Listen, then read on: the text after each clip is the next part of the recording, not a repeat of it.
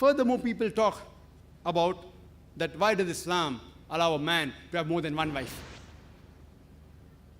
In fact, if you analyze, most of the major scriptures, they permit a man to marry as many wives as they wish.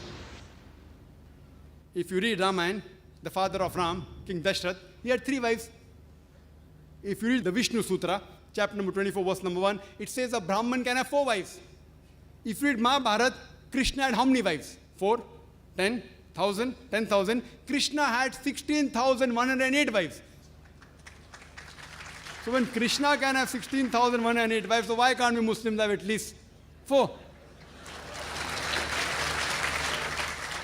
Quran says in Surah Nisa, chapter number 4, verse number 3, marry women of a choice in 2s, 3s or 4s, but if you can't do justice, marry only one. In Islam, you are allowed to marry 2, 3 or 4, but if you can't do justice, you can only marry one.